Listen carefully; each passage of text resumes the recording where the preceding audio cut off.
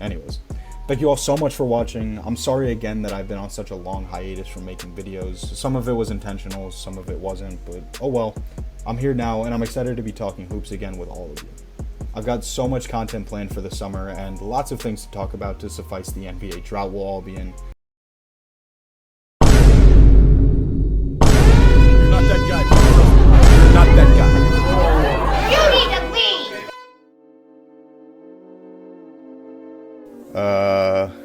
Yeah, my bad. Look, I swear it was my intention to be making more videos, but post-grad life is weird, okay? I've been doing some stuff, but I won't make any excuses, as every lady knows if he wanted to, he would. So I'm sorry. I mean, I'm the only one even creating these standards, so I could just say nothing, but whatever, I'm gonna try and do better. I'd initially planned to make this video on a hodgepodge of topics, and I was just gonna go from one to the other. It would be relatively quick, and then I'd call it a day pretty much. But in typical fashion for myself, I started throwing words on a page, several pages, and here we are. This video probably won't be all that short. I'm just guessing, I haven't edited it yet. Regardless, I'm still going to make good on the first part of my plan, so enough with all this rambling. Lots of stuff has gone down in the NBA world since I last spoke to you all, and without further ado, let's talk about some of these new contracts. I know everyone and their grandmother has already talked about these signings and so on and so forth, but hey man, what can you do? First one, I honestly just want to get it out of the way, and that's the Jaylen Brown contract. Officially the largest contract in NBA history, worth a staggering $304 million over the next 5 seasons. I definitely feel a bit conflicted. I don't think this kind of money should really shock anybody, this is just the way the league is trending. But before you say a contract is good or bad for a team, you gotta look around the league and at what other relative players are getting paid. Another big thing, and I really think this isn't being considered much, is that the factors that go into making up how much a team is willing to pay a player is not solely based on their play. You might not think he's a top 10, 15, or even 25 player, but that doesn't make him not worth the money. Jaylen Brown is ubiquitous with one of the largest and most recognizable franchises in all of sports, and you could argue in parts of the world in general. And on top of that, he also has the 14th highest selling jersey in all of the NBA. In fact, if the game didn't matter at all, Jaylen Brown might be worth even more. I heard someone say this, and I forgot who, so I'm sorry, but I'm jacking it. But when a player's deficiency is really glaring, it can cause their skills and what makes them a good NBA player to get widely overlooked. So when you're Jaylen Brown and you have comparatively pretty weak left side ball handling abilities, and it's obvious, and it gets exposed in the Eastern Conference Finals, one of the biggest stages there is in the NBA, yeah, it gets overlooked that you're also a big part of the reason your team was there to begin with. So I swear to you, we will see a player objectively worse than Jaylen Brown get paid more than Jaylen Brown, and probably sooner than later. I'm not trying to be Jaylen Brown's shining knight in armor and defend that he's one of the very best players in all of basketball, and honestly, I too am unsure that just him and Jason Tatum can lead a team to a championship. Jesus. You know, despite what I said earlier, I was still really going to try and make this video less long-winded, and I've come out the gate failing spectacularly, but my point to all of this is that a lot of things make up the value of these players' contracts. Where things get a little spooky though is how the contract will play out over the next couple of seasons, particularly in how it'll affect Tatum's contract negotiations and what it would mean for the team going forward. JT's under contract through the 2024-25 season and has a $37 million player option for the 25-26 season, which he will absolutely decline in favor of signing a Supermax extension, which he would actually be eligible to sign in July of next year. I don't know how this shit works either, man. Point being, Jason Tatum is almost certainly going to be paid more. He is, after all, the #1 guy on the Celtics, but even if we imagine he got paid the exact same amount as Brown's contract, that would mean heading into the 2024-25 season, Jason Tatum and Jaylen Brown would be earning almost $105 million in just salary. After doing some research, it looks like the projected salary cap during that season will be $142 million. It could be more technically, but some cap smoothing is expected. And if all of that is the case, the two of them would be taking up just about 74% of the entire roster's salary cap, which, as I said about the Suns in my last video, because they have a similar problem with KD, Devin Booker, and Bradley Beal, It'll be really hard for the Celtics to build a competent and genuinely competitive roster around the two, with them taking up so much of the salary. Now, in fairness to the Suns, they've pulled some wizardry, no pun intended, to get around that problem and have landed way more free agents than I thought they would have. So there are in fact ways to get around it. It's just not a position you want to be in, because if you can't pull it off, then you're stuck paying guys you can't build around, basically eviscerating the reason you paid them in the first place. Okay, that's all I'm going to say about the Jaylen Brown stuff. I managed to write a full dissertation about that and not even say whether I like the contract or not. In conclusion, it's probably fine, but maybe not, and if the Celtics could have gotten away with paying him somewhere in the mid 200 millions, they'd be in a way better position, but yeah, no shit. And also, he probably would have just gone somewhere else at that point, so yeah, this is just the NBA now. And fair play to Jaylen for getting his bag. I don't know how the whole Porzingis thing will work on top of this. Boston could implode. I'm just banking on them weathering any storm this contract could bring. I do have to say, there's a really decent chance Boston is noticeably worse this coming season, and that's where things could get really ugly. Another contract that stuck out to me was the Pacers signing Tyrese Halliburton to a 5-year, $260 million extension. So they're locking him down as their lead guard for the foreseeable future, and I think it's a great decision. I've given him his flowers before on this channel, but I'll say it again, I think he's the future in terms of guards in the NBA. Tall, excellent passer and playmaker, and extremely efficient, especially beyond the arc, where he shot 40% or more in each of his 4 seasons so far. I like what Indiana's doing. I'm super high on Benedict Mathurin, they've got Buddy Hield, Miles Turner is cool, they've got Jalen Smith, who could be something, and they just signed Bruce Brown for a couple of seasons too. Hopefully they become really competitive. I would like to see that. The Houston Rockets threw bags at Dillon Brooks and Fred VanVleet this offseason. They had so much cap space, so I get it, you kind of have to use it, and there weren't a lot of realistic options in terms of free agents that would actually want to go to Houston. As far as Dillon Brooks goes, $80 million over 4 years is... I'm not mad at the $80 million, but 4 years is where I scratch my head in confusion, because I'm just not sure I want to be paying Dillon Brooks $20 million in the year 2027.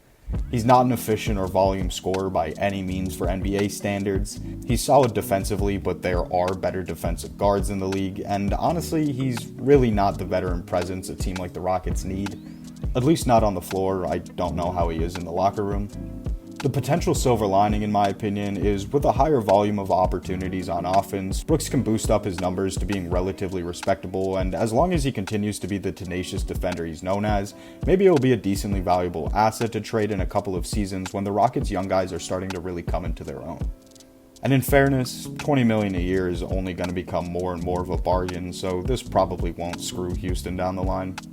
Fred VanVleet is another pretty inefficient scorer. He's actually never shot 43% or better from the field in his entire career, but he's actually quite a good playmaker and has had almost 2 steals a game for the last several seasons.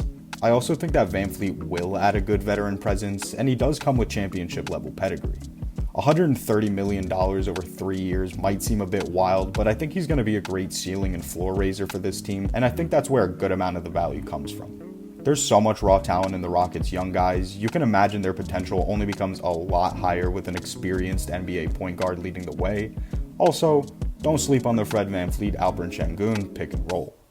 The Clippers re-signed Russell Westbrook for almost nothing, and it's pretty short term, so honestly, that's one of the best steals of the offseason because he was awesome defensively for them in their series against the Suns. This is another example of a player whose glaring inabilities have taken away from his value, but there's a ton of upside to Russell Westbrook still. It's all about who's around him. Kyrie Irving re-signed with the Mavericks for $126 million over 3 years, which if he plays at the level he has been the past couple of seasons, but consistently, then this isn't a bad contract at all. Committing to Kyrie is always going to be a gamble. I'm not bashing on him for that. I respect the decision to go where it's best for you. I'm speaking just from a team perspective right now. Now, if this was the Mavs team after the trade deadline this past season, then this would be a nightmare, but with a competent roster like they had in 2022, the money is more than acceptable. I will say this, despite the myriad of really good signings the Mavericks have had this offseason, they're still not great defensively. The addition of Grant Williams is massive in that department, but there aren't many standout defenders on the team outside of that, and what are you expecting, Grant Williams to anchor a defense? All I'm saying is, be on the lookout for that. Chris Middleton is staying with the Bucks, and I think that's a win for Milwaukee. This team is still one of the best in the league when they're healthy, and if they hadn't suffered from injuries in the past 2 off seasons, I'll say it, we could have witnessed a Bucks three-peat. Oh, brother! I know I've stayed pretty adamant on the Bucks since I started making content, but I do think that could have been a possibility. Not gonna even waste time talking about that though. Point is, the team is still legit, but they need Chris Middleton to be that. Okay, so other than that, I don't feel super strong about most of the other signings that have gone down this summer. While writing though, Anthony Davis agreed to a 3-year, $186 million deal, which annually speaking is now the richest contract in NBA history at $62 million per season. Jaylen Brown's contract is for more overall, and he'll be earning close to $70 million a season by the end of it, but it averages out to just a bit less than AD's. This contract is huge. I mean, the obvious thing is his availability. He hasn't played more than 65 games since the 2017-2018 season when he was with the Pelicans. Now that being said, it's not really something that he can control. Of course, to an extent there are preventative measures, but he's gotten unlucky. That's just the truth of it, plain and simple. And when he is playing, Anthony Davis is 100% worth this kind of money. He is one of the best players in basketball, and we saw it at times this past season. Other than that, his inconsistency is also a pretty big problem, because even if he's healthy, you don't know what kind of version of Anthony Davis you're gonna get. One game it's 30 points, 20 rebounds, and 5 blocks, and the next it's 19 points, 7 rebounds, and it's like his presence was non-existent. I don't really know what to say. I really like to watch AD play basketball, so I want it to work out for both parties. There's just a statistical probability that he's on the bench for a notable portion of this contract. There's still some fairly noteworthy free agents available on the market. John Wall, Goran Dragic, Terrence Ross, Boogie Cousins, who, despite all the propaganda you may have seen, I refuse to believe would be a top 3 center in the league right now. And especially Christian Wood. I don't know what the Mavs were doing with him this past season, but there's no reason it should be taking this long to get him on an NBA roster, because the dude has loads of talent. Someone sign this man. There's a lot of talk about him going to the Lakers, and I think he could be a pretty devastating backup center there. Also, maybe Miami is trying to get him. I know I probably sound like a broken record, but we will just have to see. If for nothing else, one thing this offseason can forever be known for is the Damian Lillard trade request saga.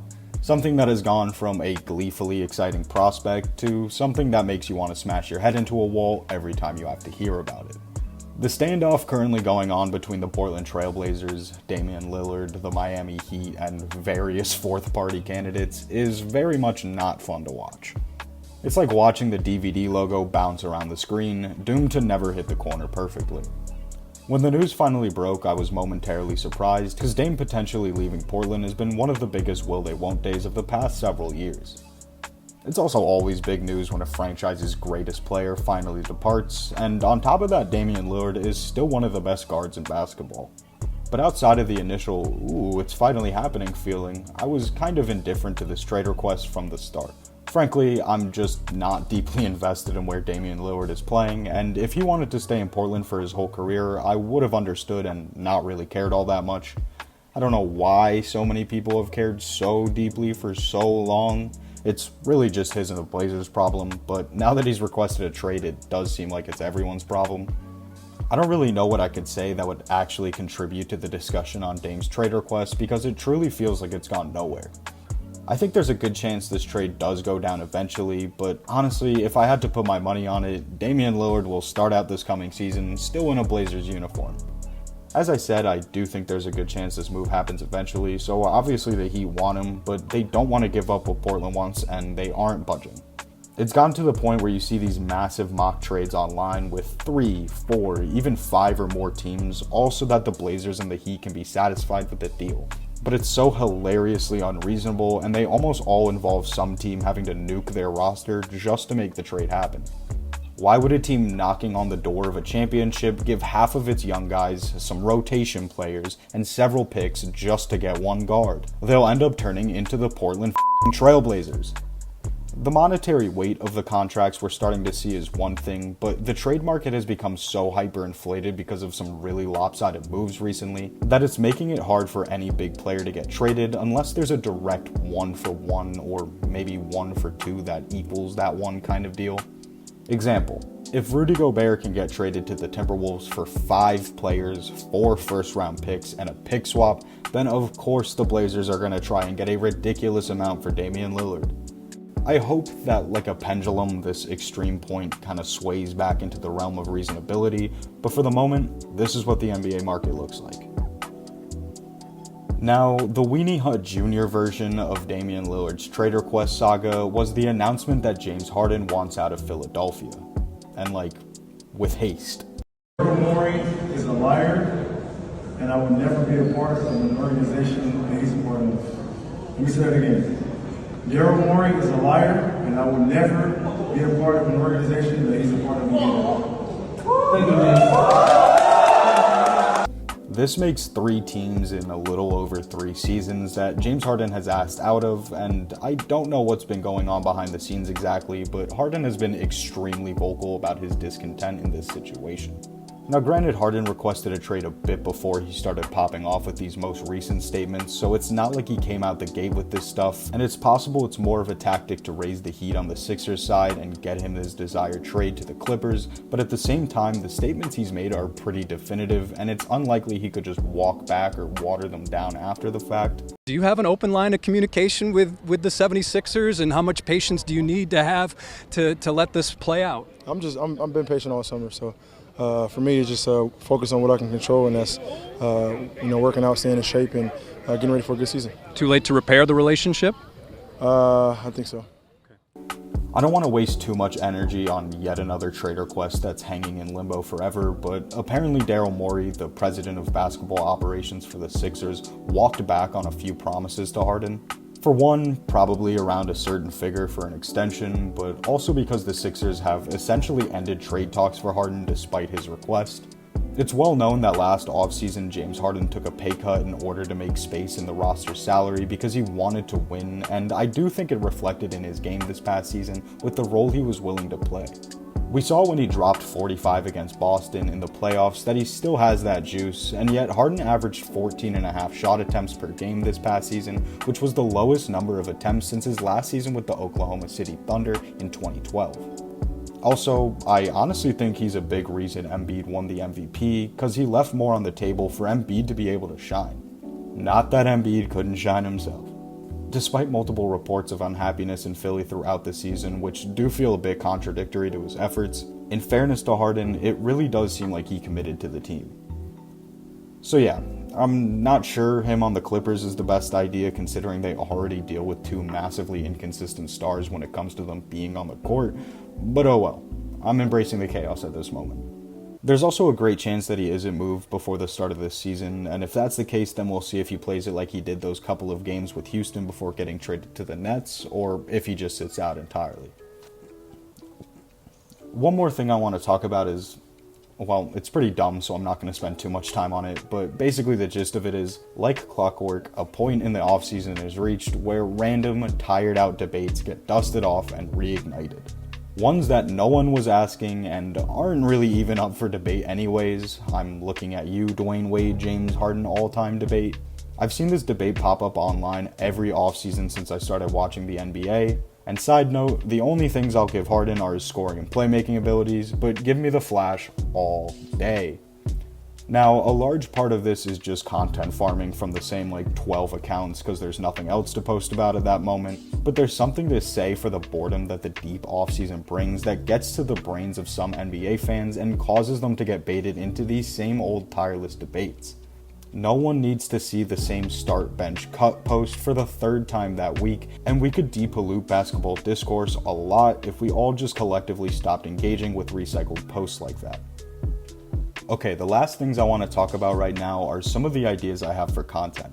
This is a dangerous game for me to be playing considering my recent track record, but there are tons of videos I want to make and I'm going to try to do as many of them as I can with the rest of the summer and off season.